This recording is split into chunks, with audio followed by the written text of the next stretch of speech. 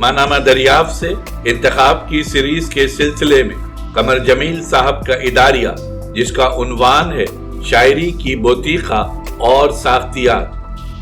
شاعری کی بوتیقہ اور ساختیات کے عنوان کے تحت اداریہ دریافت کے شمارہ نمبر 6 میں شائع کیا گیا۔ سماعت فرمائیے۔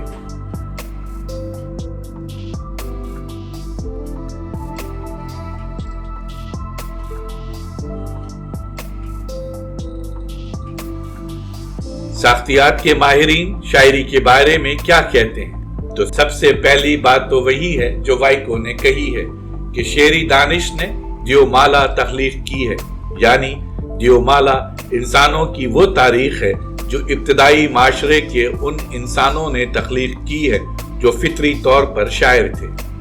یعنی دیومالا کی بنیاد دراصل شاعرانہ حکمت ہے۔ وائکو کا خیال تھا کہ دیومالا کا ظہور اس لیے بھی ہوا کہ انسان میں اسٹرکچر بنانے کی صلاحیت فطری طور پر موجود ہے۔ وائکو نے بتایا کہ انسان کی خصوصیت یہ ہے کہ وہ اسٹرکچر بناتا ہے اور پھر خود اس کا تابع بھی ہو جاتا ہے۔ دیومالا ہی نہیں، ادب اور زبان دونوں اسٹرکچر ہیں۔ جب ہم دیومالا، شاعری، ادب یا زبان کو اسٹرکچر کہتے ہیں تو اسٹرکچر سے کیا مراد ہے؟ اس کا جواب جین پیاگے نے یہ دیا ہے کہ اسٹرکچر ایک کل ہوتا ہے، اس کے مختلف حصے ایک دوسرے سے ہم آہنگ ہوتے ہیں۔ اسٹرکچر کے اعضاء ایسے قوانین کے تابع ہوتے ہیں جو خود اسٹرکچر کی فطرت کو متعین کرتے ہیں اور خود اجزاء کی فطرت کو۔ اسٹرکچر کے اجزاء کو الگ الگ وہ خصوصیات حاصل نہیں ہوتی جو اسٹرکچر کا ایک حصہ ہونے کی حیثیت سے انہیں حاصل ہوتی ہیں۔ اسٹرکچر حیاتوں کو بدلنے کی صلاحیت بھی رکھتا ہے اور نئے مواد کو پروسیس کر کے اپنے اندر جذب کرنے کی صلاحیت بھی۔ مثلا زبان ایک ایسا اسٹرکچر ہے جو چند بنیادی جملوں کی صورت بدل کر اس سے لاتعداد جملے بنانے کے امکانات پیدا کر دیتا ہے۔ اس کے باوجود ہر جملہ زبان کے مخصوص اسٹرکچر کو قائم رکھتا ہے اور اسی کے ساتھ یہ بھی ایک حقیقت ہے کہ اسٹرکچر اپنے آپ میں بند ہوتا ہے۔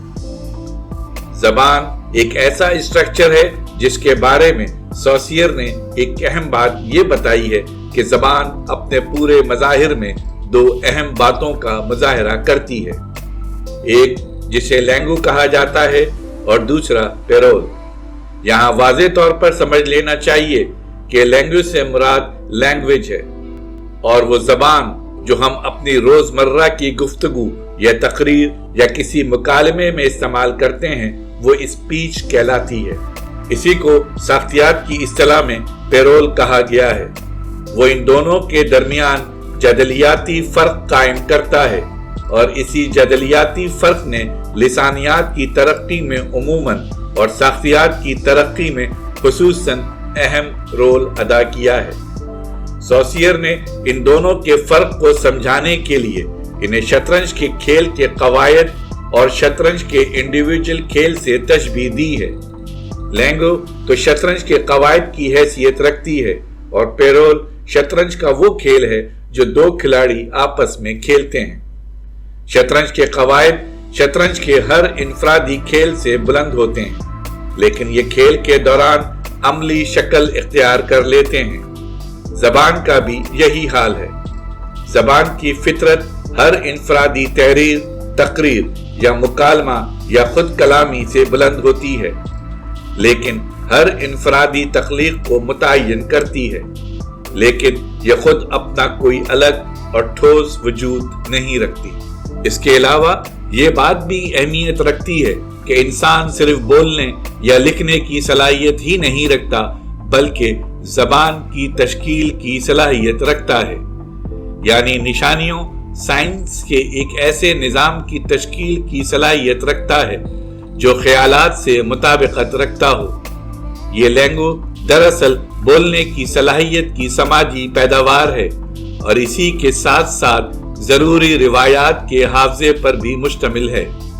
وہ لسانی روایات जिन्हें एक माशरा पसंद करता है और लोगों को इन्हें इस्तेमाल करने की इजाजत देता है।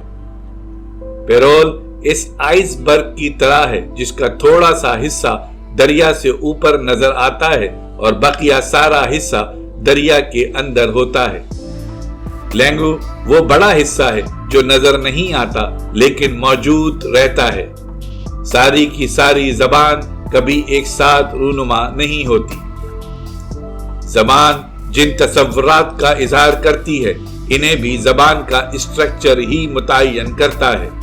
मसलन इब्रानी जबान में माजी, हाल और मुस्तकबिल नहीं होते। इसी तरह कई ऐसी जबानें हैं जिनमें आई सिट इन द सन नहीं कहा जा सकता।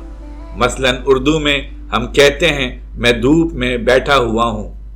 जबान एक हैत होती है, मवाद नहीं। इसी हैत के जरिए हम अपने से बाहर की दुनिया से ताल्लुक कायम करते हैं। इसी तरह जबान ही इंसानी हकीकत का स्ट्रक्चर बन जाती है। समाजियात के सिलसिले में जब सेपियर और फिर उसके बाद B.L. वोल्फ ने लिसानी तश्कीलात का तज्जिया किया तो सेपियर ने लिखा, इंसान सिर्फ खारजी दुनिया ही में नहीं रहते और ना सिर्फ समाजी फेलियत ही की दुनिया में रहते हैं जैसा कि आम तौर पर लोग समझते हैं, बल्कि इस मखसूस जबान के रहमो करम पर रहते हैं जो इनके माशरे में जरिया इजहार बन गई हो। ये समझना एक इल्तिबास होगा कि हम जबान के बगैर हकीकत से मुताबिकत पैदा करते हैं, या ये कि जबान सिर्फ गौर व फिक्र या इबलाग के मसाइल हल करने का जरिया है।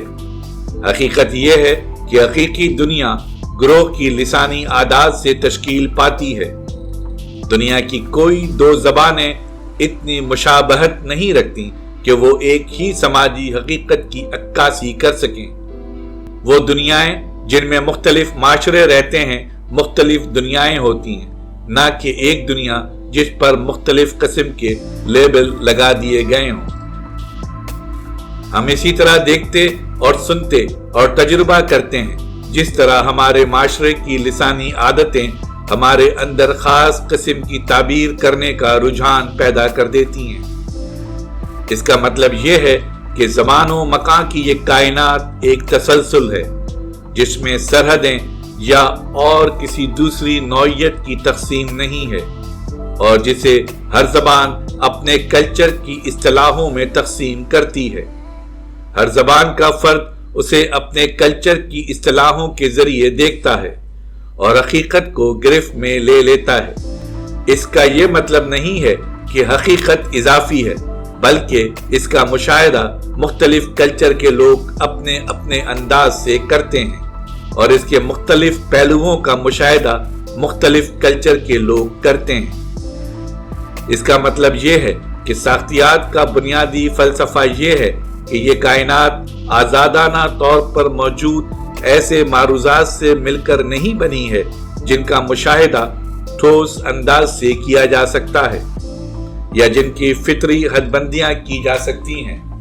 बात यह है कि वो अशिया जिनका मुशाहिदा किया जा रहा है देखने वाले के अंदाजे निगाह से मुतासिर होती हैं, यानी इंडिविजुअल का खारजी तौर पर मुशाहिदा मुमकिन ही नहीं है क्योंकि देखने वाला मुशाहिदे के दौरान खुद भी कोई चीज मुशाहिदे में शामिल कर देता है। इस तरह खुद मुशाहिदे का तरीका भी हकीकत का जुज़ बन जाता है। चीजों की हकीकत गोया खुद इन चीजों में नहीं बल्कि इस रिश्ते में होती है जो हम तश्कील देते हैं, यानी हमारी कायनात चीजों से नहीं रिश्तों से तामीर होती है। इस ख्याल को साख्तियात का संगे बुनियाद कहा जा सकता है कि किसी सिचुएशन में किसी उन्सर की कोई अहमियत नहीं होती, बल्कि अहमियत इस बात की होती है कि इस सिचुएशन में इसका रिश्ता दूसरे अनासिर के साथ क्या है। किसी तजुर्बे की अहमियत उस वक्त तक वाज़े नहीं होती जब तक कि उसे उसके स्ट्रक्चर में रख कर ना देखा जाए।